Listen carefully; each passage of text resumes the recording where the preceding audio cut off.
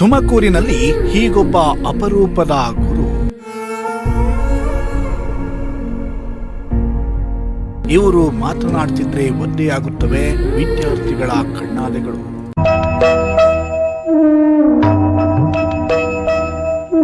ಇವರು ಶಾಲಾ ಸಿಲೆಬಸ್ ಪಾಠ ಮಾಡೋರಲ್ಲ. ಒಂದ್ಸಲಿ ಯೋಚನೆ ಮಾಡ್ಕೊಳ್ಳಿ, ನಿಮ್ಮ ಅಪ್ಪ ಅಮ್ಮ ಎಷ್ಟು ಕಷ್ಟ ಪಡ್ತಿದ್ದಾರೆ ಅಂತ ಒಂದು ಸರಿ ಯೋಚನೆ ಮಾಡ್ಬಿಟ್ರು. ಒಂದ್ಸಲಿ ನಿಮ್ಮ ಅಪ್ಪ ಅಮ್ಮನ ನೆನ್ಪು ಮಾಡ್ಕೊಂಡ್ಬಿಡಿ, ಏನೆಲ್ಲ ಕೆಲಸ ಮಾಡ್ತಾ ಇದ್ದಾರೆ, ನಾವೆಷ್ಟು ಹಿಂಸೆ ಕೊಟ್ಟಿದ್ದೀವಿ ನಮ್ಮ ಅಪ್ಪ ಅಮ್ಮನ ಅಂತ ನಿಮ್ಮೊಂದಿಗೆ ಪ್ರಶ್ನೆ ಮಾಡ್ಕೊಂಡ್ಬಿಟ್ರು. ತಂದೆ ತಾಯಂದಿರ ಕಷ್ಟಗಳನ್ನ ಅರಿವು ಮೂಡಿಸೋ ಟೀಚರ್.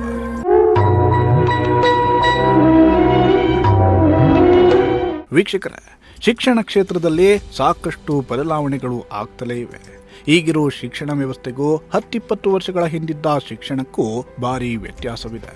ಒಂದು ಕಡೆ ಸ್ಟೇಟ್ ಸಿಲೆಬಸ್, ಇನ್ನೊಂದು ಕಡೆ ಸೆಂಟ್ರಲ್ ಸಿಲೆಬಸ್.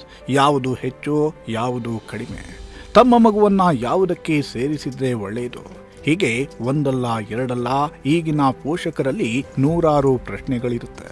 ಹುಟ್ಟುತ್ತಲೇ ಮಕ್ಕಳನ್ನ ದೊಡ್ಡ ಮೇಧಾವಿಯನ್ನಾಗಿ ಮಾಡಿಬಿಡಬೇಕು ಅನ್ನೋದು ಕೆಲವು ಪೋಷಕರಲ್ಲಿರುತ್ತೆ. ಅದೇ ರೀತಿ ಈಗಿನ ಸಿಲೆಬಸ್ಗಳು ಕೂಡ ರೆಡಿಯಾಗ್ತಿವೆ. ಮಕ್ಕಳ ಸಾಮರ್ಥ್ಯವನ್ನು ಮೀರಿದ ವಿಷಯಗಳನ್ನು ಅವರ ತಲೆಯಲ್ಲಿ ತುರುಕುವ ಪ್ರಯತ್ನಗಳಾಗ್ತಿವೆ. ಆದರೆ ಜೀವನಾನುಭವದ ಬಗ್ಗೆ, ನೈತಿಕ ಮೌಲ್ಯಗಳ ಬಗ್ಗೆ ಯಾರೂ ಹೇಳಿಕೊಡೋದೇ ಇಲ್ಲ. ತಂದೆ ತಾಯಂದಿರ ಕಷ್ಟಗಳ ಬಗ್ಗೆ ಅಂತೂ ಯಾವ ಶಾಲೆಯಲ್ಲೋ ಯಾವ ಶಿಕ್ಷಕರು ಹೇಳೋದೇ ಇಲ್ಲ. ಆದರೆ ಇಲ್ಲೊಬ್ಬ ಯುವಕ ಅಪರೂಪದ ಕೆಲಸದಿಂದ ಮಾದರಿಯಾಗಿದ್ದಾರೆ.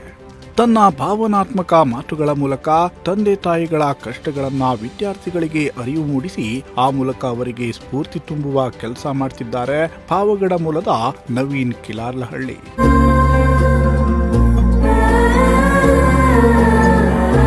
ಪ್ರತಿಯೊಬ್ಬ ತಂದೆ ತಾಯಿಯು ತಮ್ಮ ಮಕ್ಕಳು ಚೆನ್ನಾಗಿರ್ಬೇಕು, ಅವರಿಗೆ ಒಳ್ಳೆಯ ಶಿಕ್ಷಣ ಕೊಡಿಸಬೇಕು, ಅವರ ಭವಿಷ್ಯವನ್ನ ಚೆನ್ನಾಗಿ ರೂಪಿಸಬೇಕು ಅಂತ ನೂರಾರು ಕನಸುಗಳನ್ನ ಕಂಡಿರ್ತಾರೆ.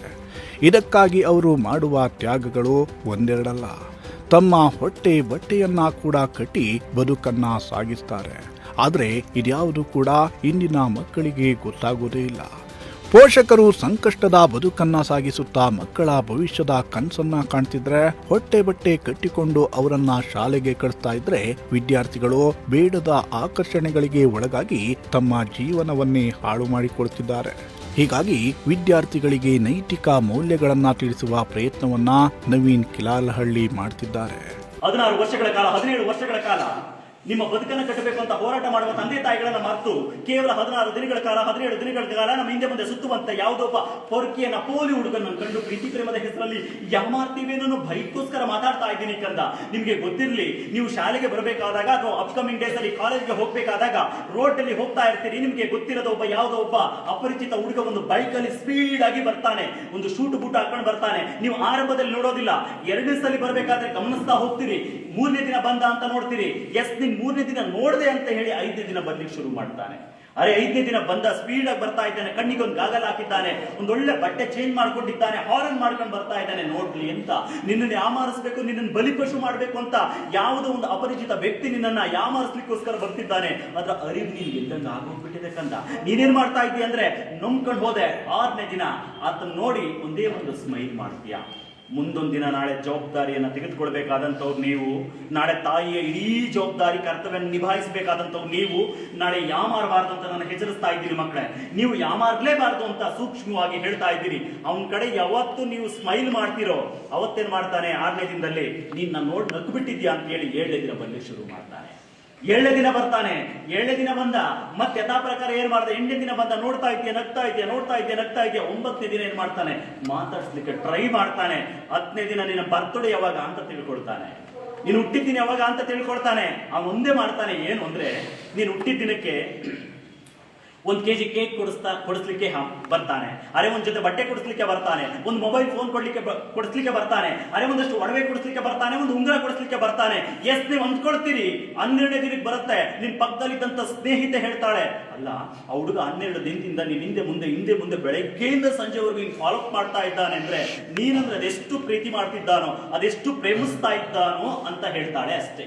ಅಲ್ಲಿಗೆ ನೀನಿದ್ದವಳು ನಿನ್ಗೆ ಕರಳು ಕಿತ್ತು ಬಂದು ಹೇಳ್ತೀಯ, ಹೌದಲ್ಲ ಬೆಳಗ್ಗೆಯಿಂದ ಸಂಜೆವರೆಗೂ 12-13 ದಿನಗಳ ಕಾಲ ನಾನು ಹಿಂದೆ ಮುಂದೆ ಸುತ್ತುತ್ತಾ ಇದ್ದಾನೆ ಅಂದ್ರೆ ಹುಡುಗ ನಾನು ಎಷ್ಟು ಪ್ರೇಮಿಸ್ತಾ ಇದ್ದಾನೋ, ನಾನಂದ್ರೆ ಅದೆಷ್ಟು ಲವ್ ಮಾಡ್ತಾ ಇದ್ದಾನೋ ಅಂತ ಹೇಳಿ ಫೀಲ್ ಮಾಡ್ತೀಯ, ಅಯ್ಯೋ ಪಾಪ ಅಂತ ಹೇಳಿ.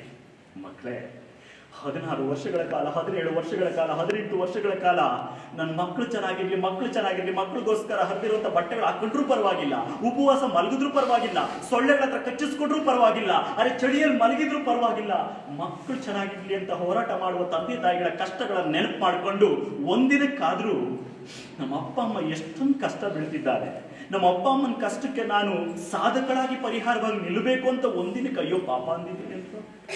ನಿಮಗೆ ಗೊತ್ತಿಲ್ಲ, ನಿಮಗೆ ಗೊತ್ತಾಗದೆ ಅಟ್ರಾಕ್ಟ್ ಮಾಡುವಂತ ಇಟ್ಸ್ ವೆರಿ ಡೇಂಜರಸ್ ವೈರಸ್ ಯಾವುದು ಅಂದ್ರೆ ಇಂಗ್ಲಿಷ್ ಅಲ್ಲಿ ಹೇಳ್ತಾರೆ, ಸೂಕ್ಷ್ಮವಾಗಿ ಅರ್ಥ ಮಾಡ್ಕೊಳ್ಳಿ. Once again sit properly. English ಅಲ್ಲಿ ಹೇಳ್ತಾರೆ ಅದನ್ನ, ನಿಮ್ಮನ್ನ ಸೆಳೆಯುವಂತದ್ದು ಲವ್ ಅಂತ. ಅದಕ್ಕೊಂದು ಸೂತ್ರ ಹೇಳ್ತಿದ್ದೀನಿ ಕೇಳಿ. ಲವ್ ಪ್ಲಸ್ ನೋವು ಇಸ್ ಈಕ್ವಲ್ ಟು ಸಾವು. ಒನ್ಸ್ ಅಗೇನ್ ಹೇಳ್ತಾ ಇದ್ದೀನಿ ಕೇಳಿ. ಲವ್ ಪ್ಲಸ್ ನೋವು ಇಸ್ ಈಕ್ವಲ್ ಟು ಸಾವು ಕಂದ ಮಗಳ. ಹದಿಹರೆಯದ ವಯಸ್ಸು, ಓದಬೇಕಾದಂತ ವಯಸ್ಸಲ್ಲಿ ನೀವು ಏನಾದ್ರೂ ಈ ತರದ ಪ್ರೀತಿ ಪ್ರೇಮದ ಹೆಸರಿನಲ್ಲಿ ಯಾಮಾರ್ಲಿಕ್ಕೆ ಶುರುವಾದ್ರೆ ಸಾವೇ ಅಂತಿಮ ಘಟ್ಟ, ಸಾವೇ ಅಂತಿಮ ಪರಿಹಾರ ಆಗುತ್ತೆ ಗಂಡ ಮಗಳ. ನಿಮಗೆ ಮಂತ್ ಎಂಡ್ ಅಲ್ಲಿ ಡೇಟ್ ಅಂತ ಆದಾಗ ನ್ಯಾಚುರಲ್ ಹೊಟ್ಟೆ ನೋವು ಹೋಗುತ್ತಾ, ಅಥವಾ ಏನಾದ್ರೂ ಟ್ಯಾಬ್ಲೆಟ್ ತೆಗೆದುಕೊಳ್ಬೇಕಾ, ಅಥವಾ ನ್ಯಾಚುರಲ್ ಪ್ರಕೃತಿ ಬಂದು ಹೋಗ್ತಾ ಇದೆ ಅಂತ ಆ ನಾಲೆಡ್ಜ್ ಸಮೇತ ನಿಮಗೆ ಇರೋದಿಲ್ಲ. ಅಮ್ಮ ಹೇಳಿದ್ರೆ ಮಾತ್ರ ನಿಮ್ಗೆ ಗೊತ್ತಿರುತ್ತೆ ಅದಕ್ಕೆ ಏನ್ ಮಾಡ್ಬೇಕು ಅಂತ. ಆ ಅರಿವಿಲ್ಲದೆ ಇರೋಳು ಪ್ರೀತಿ ಪ್ರೇಮದ ಹೆಸರಲ್ಲಿ ಹೋಗಿ ಜೀವ ಕಳ್ಕೊಂಡ್ಬಿಡ್ತೀಯ ಅಂತ ನಾನು ಎಚ್ಚರಿಸ್ತಾ ಇದ್ದೀನಿ. ಯಾಮಾರ್ಬಿಡ ಅಂತ ನಾನು ಹೇಳ್ತಾ. ವಿದ್ಯಾರ್ಥಿಗಳಿಗೆ ಪರೀಕ್ಷೆಯ ಕುರಿತು ಇರುವ ಭಯ, ಬೇಡದ ವಿಷಯಗಳ ಆಕರ್ಷಣೆ, ತಂದೆ ತಾಯಂದಿರ ಸಂಕಷ್ಟಗಳು, ನೈತಿಕ ಮೌಲ್ಯಗಳ ಕುರಿತು ಮನಮುಟ್ಟುವಂತೆ ಉಪನ್ಯಾಸ ನೀಡುವ ನವೀನ್ ಕಿಲಾರ್ಲಹಳ್ಳಿ ರಾಜ್ಯಾದ್ಯಂತ ಪ್ರವಾಸ ಮಾಡಿ ಉಚಿತವಾಗಿ ಶಾಲೆಗಳಲ್ಲಿ ಕಾರ್ಯಕ್ರಮಗಳನ್ನ ಮಾಡ್ತಿದ್ದಾರೆ. ಇವತ್ತು ತುಮಕೂರಿನ ಎಸ್ಎಸ್ ಪುರಂನಲ್ಲಿರುವ ಕಿತ್ತೂರು ರಾಣಿ ಚೆನ್ನಮ್ಮ ವಿದ್ಯಾರ್ಥಿನಿಯರ ವಸತಿ ಶಾಲೆಯಲ್ಲಿ ಕಾರ್ಯಾಗಾರವನ್ನ ಹಮ್ಮಿಕೊಳ್ಳಲಾಗಿತ್ತು. ಈ ಕಾರ್ಯಕ್ರಮದಲ್ಲಿ ನವೀನ್ ಕಿಲಾರ್ಲಹಳ್ಳಿ ತಮ್ಮ ಮಾತುಗಳನ್ನ ಆರಂಭಿಸುತ್ತಿದ್ದಂತೆ ವಿದ್ಯಾರ್ಥಿನಿಯರ ಕಣ್ಣುಗಳಲ್ಲಿ ನೀರು ಜಿನುಗಲು ಆರಂಭವಾಗಿತ್ತು. ಊಟ ಮಾಡಿದ್ದೀರಮ್ಮ ಅಂತ ಕೇಳುತ್ತೆ. ಅಮ್ಮ, ಇನ್ ಟೈಮ್ಗೆ ನಿನ್ ಕೆಲಸ ಮುಗಿಸ್ಕೊಂಡು ಬರ್ತಾ ಇದ್ದೀಯಾ, ಎಷ್ಟು ದುಡ್ಕೊಂಡು ಬರ್ತಾ ಇದೀಯ ಅಂತ ಕೇಳೋ ಪ್ರಯತ್ನ ಕೈ ಹಾಕ್ತೀವ. ಒಂದೇ ಒಂದ್ಸಲ ನೀವೆಲ್ಲ ಕಣ್ಣು ಮುಚ್ಕೊಂಡ್ಬಿಡಿ, ಎಲ್ಲರ ಕಣ್ಣು ಮುಚ್ಕೊಂಡ್ಬಿಡಿ, ಎಲ್ಲರೂ ಆಂಸೆ ಕಣ್ಣು ಮುಚ್ಕೊಂಡು. ನಾನು ಯಾಕೆ ಮಾತನ್ನು ಹೇಳ್ತಾ ಇದ್ದೀನಿ ಅಂದ್ರೆ, ಒಂದ್ಸಲಿ ನಿಮ್ಮ ಅಪ್ಪ ಅಮ್ಮ ಪಡ್ತಾ ಇರುವಂತ ಕಷ್ಟಗಳನ್ನ 150 ರೂಪಾಯಿ ಅವರು ನಿನ್ನ ಕೊಡ್ಬೇಕಾದಾಗ ಎಷ್ಟು ದಿನ ಕೂಲಿ ಮಾಡ್ಕೊಂಡು ಬರ್ತಾರೆ ಅಂತ ಒಂದ್ಸಲಿ ಯೋಚನೆ ಮಾಡ್ಕೊಳ್ಳಿ. ನಿಮ್ಮ ಅಪ್ಪ ಅಮ್ಮ ಎಷ್ಟೊಂದು ಕಷ್ಟ ಬೀಳ್ತಿದ್ದಾರೆ ಅಂತ ಒಂದು ಸಲಿ ಯೋಚನೆ ಮಾಡ್ಬಿಟ್ರು. ಒಂದ್ಸಲಿ ನಿಮ್ಮ ಅಪ್ಪ ಅಮ್ಮನ ನೆನ್ಪು ಮಾಡ್ಕೊಂಡ್ಬಿಡಿ, ಏನೆಲ್ಲ ಕೆಲಸ ಮಾಡ್ತಾ ಇದ್ದಾರೆ, ನಾವೆಷ್ಟು ಹಿಂಸೆ ಕೊಟ್ಟಿದ್ದೀವಿ ನಮ್ಮ ಅಪ್ಪ ಅಮ್ಮನ ಅಂತ ನಿಮ್ಮನ್ನ ನೀವೇ ಪ್ರಶ್ನೆ ಮಾಡ್ಕೊಂಡ್ಬಿಟ್ರು. ಎಲ್ಲಿ ತಪ್ಪು ಮಾಡ್ತಿದ್ದೀರಿ, ನಿಮ್ಮ ಅಪ್ಪ ಅಮ್ಮನ ಯಾಕೆ ನೋಯಿಸಿದ್ದೀರಿ ಅಂತ ಎಷ್ಟೋ ಸಲಿ ಅಮ್ಮ ನನ್ನ ಹತ್ರ ದುಡ್ಡಿಲ್ಲ ಕಣೆ ಅಂದಾಗ ನೀವೆಷ್ಟೋ ಸಲಿ ಹಿಂಸೆ ಕೊಟ್ಟಿ. ಹೌದು, ಎಂದಿನಂತೆ ತಮ್ಮ ಮಕ್ಕಳನ್ನ ಸಾಕಲು, ಅವರಿಗೆ ವಿದ್ಯಾಭ್ಯಾಸ ನೀಡಲು ಬಡ ಪೋಷಕರು ಎಷ್ಟೆಲ್ಲ ಪರದಾಡ್ತಾರೆ ಅನ್ನೋ ವಿಚಾರದ ಮೂಲಕವೇ ನವೀನ್ ಕಿಲಾರ್ಲಹಳ್ಳಿ ತಮ್ಮ ಮಾತನ್ನ ಆರಂಭಿಸಿದ್ರು. ನೀವೆಲ್ಲ ಇಲ್ಲಿ ನೆರಳಿನಲ್ಲಿ ಕುಳಿತುಕೊಂಡಿರ್ಬೋದು, ಆದ್ರೆ ಇದೇ ಹೊತ್ತಿಗೆ ನಿಮ್ಮ ತಂದೆ ತಾಯಂದಿರು ಬಿಸಿಲಿನಲ್ಲಿ ಕೆಲಸ ಮಾಡ್ತಿರ್ತಾರೆ. ಅವರು ಹರಿದ ಬಟ್ಟೆಯನ್ನೇ ಹಾಕಿ ನಿಮಗೆ ಹೊಸ ಬಟ್ಟೆಯನ್ನ ಕೊಡಿಸ್ತಾರೆ. ನಿಮ್ಮ ವಿದ್ಯಾಭ್ಯಾಸಕ್ಕಾಗಿ ಅವರು ಎಲ್ಲವನ್ನ ಮಾಡ್ತಾರೆ. ಆದರೆ ನೀವು ನಿಮ್ಮ ಕೆಲಸವನ್ನ ಸರಿಯಾಗಿ ಮಾಡಬೇಕು. ಬೇಡದ ವಿಚಾರಗಳ ಬಗ್ಗೆ ಹೆಚ್ಚು ಆಕರ್ಷಣೆಗಳಿಗೆ ಒಳಗಾಗುವ ಬದಲು ಓದಿನ ಕಡೆ ಗಮನ ಕೊಡಿ ಅಂತ ಮೋಟಿವೇಟ್ ಮಾಡಿದ್ರು. ಅದು ಇವತ್ತು ನೀನು ಕಾಣಿಸ್ತಾ ಇದ್ದೀರಿ ನಿಮ್ಮಮ್ಮನ್ನ, ನಿಮ್ಮ ಅಪ್ಪನ್ನ. ನಿಮ್ಮ ಅಪ್ಪ ಹೋಗಿ 15 ದಿನ ಕೂಲಿ ಕೆಲಸ ಮಾಡ್ಬೇಕು. 15 ದಿನ ಕೂಲಿ ಕೆಲಸ ಮಾಡ ಆದ್ಮೇಲೆ ನಿಮ್ಗೆ ಬಟ್ಟೆ ಕೊಡಿಸ್ತಾರೆ. ಒಂದು ಯೋಚನೆ ಮಾಡು, ಎಷ್ಟು ಕಷ್ಟ ಬಿದ್ದು ನೀವು ಅದನ್ನ ಕೊಡಿಸ್ಕೊಡ್ತಾ ಇದ್ದೀರಿ, ಎಷ್ಟು ಕಷ್ಟ ಬೀಳಿಸಿ ನೋಡು. ದೊಡ್ಡ ಮೂಟೆಗಳನ್ನ ತಲೆ ಮೇಲೆ ಹೊತ್ಕೊಂಡು ಬಸ್ ಮೇಲೆ, ಟ್ರಕ್ ಮೇಲೆ, ಲಾರಿ ಮೇಲೆ ಹತ್ಕೊಂಡು ಹೋಗಿ ಹಾಕುವಂತ ಕೆಲಸ ಮಾಡ್ತಾ ಇದ್ದ ಪಾಪ. ಆ ದೂರದಲ್ಲಿ ಇದ್ದೀನಿ, ದೊಡ್ಡ ಮುಖೇನ ಹೊತ್ಕೊಂಡು ಮೇಲೆ ಹೇಳ್ತಾ ಇದ್ದಾನೆ, ಬಸ್ ಏರ್ತಾ ಇದ್ದಾನೆ, ಅರ್ಧಕ್ಕೆ ನಿಂತ್ಕೊಂಡ್ಬಿಟ್ಟ ಹೇಳಿ ಮೇಲೆ ಹೋಗ್ಲಿಕ್ಕೆ ಆಗ್ತಾ ಇಲ್ಲ ಪಾಪ.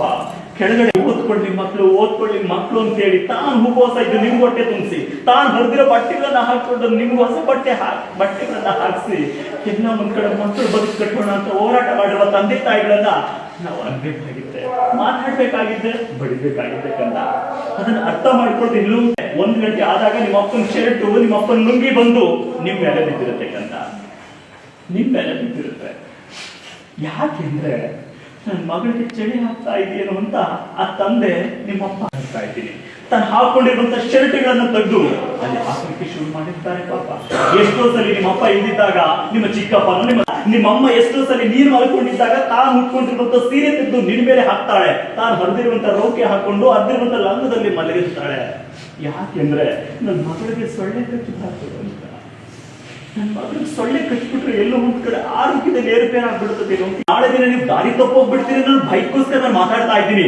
ಇಷ್ಟೆಲ್ಲ ಮಾಡಿ ತಂದೆ ತಾಯಿಗಳು ಏನ್ ಮಾಡ್ತಾರೆ, ಮಕ್ಕಳು ಚೆನ್ನಾಗಿರ್ಲಿ ಅಂತ ಹೋರಾಟ ಮಾಡಿ ನಿಮ್ಗೆ ಇನ್ ಟೈಮ್ಗೆ ಬಟ್ಟೆಗಳನ್ನ ಕೊಡಿಸ್ತಾರೆ, ಇನ್ ಟೈಮ್ಗೆ ಒಡವೆ ಕೊಡಿಸ್ಲಿಕ್ಕೆ ಹೋರಾಟ ಮಾಡ್ತಾರೆ, ಇನ್ ಟೈಮ್ಗೆ ಇನ್ನೇನು ಕೊಡಿಸ್ಲಿಕ್ಕೆ ಹೋರಾಟ ಮಾಡ್ತಾರೆ. ನಿಮ್ಗೆ ಗೊತ್ತಿಲ್ಲ, ನಿಮ್ಗೆ ಏನಾದ್ರು ಬೇಕಾಗಿದೆ ವಸ್ತುಗಳು ಮಾರಿ ಮಕ್ಕಳು ಒಡವೆ ಕೊಡಿಸ್ಬೇಕು ಅಂತ ಯೋಚನೆ ಮಾಡ್ತಾ ಇದ್ದಾರೆ. ಎಂತ ದೊಡ್ಡ ಶಕ್ತಿ ಮಕ್ಕಳೇ, ಅಂತ ತಂದೆ ತಾಯಿಗಳನ್ನ ಪಡ್ಕೊಂಡಿದ್ದೀರಿ, ನಿಮಗೆ ಧನ್ಯ. ಆ ವಿಚಾರದಲ್ಲಿ ಎಲ್ಲ ಒಂಥರ ಫೇಲ್ ಆಗ್ತಿದ್ದೀರಿ ಅನ್ನೋ ನಾವು ಬೈಕೋಸ್ಕರ ನಾನು ಮಾತಾಡ್ತಾ ಇದ್ದೀವಿ. ನಿಮ್ಗೋಸ್ಕರ ಹೋರಾಟ ಮಾಡೋ ತಂದೆ ತಾಯಿಗಳನ್ನ ನಾವೇ. ನವೀನ್ ಕಿಲಾರ್ಲಹಳ್ಳಿ ಸ್ಫೂರ್ತಿದಾಯಕ ಮಾತನಾಡ್ತಿದ್ರೆ ಇತ್ತ ವಿದ್ಯಾರ್ಥಿನಿಯರ ಕಣ್ಣಾಲೆಗಳು ಒದ್ದೆಯಾಗಿದ್ವು. ಒಂದು ಕ್ಷಣ ಕಣ್ಣುಗಳನ್ನ ಮುಚ್ಚಿಕೊಂಡು ಪೋಷಕರ ಕಷ್ಟಗಳ ಬಗ್ಗೆ ನೆನಪಿಸಿಕೊಳ್ಳಿ ಅಂದಾಗಲಂತೂ ವಿದ್ಯಾರ್ಥಿನಿಯರು ಬಿಕ್ಕಿ ಬಿಕ್ಕಿ ಅತ್ತು ಬಿಟ್ರು.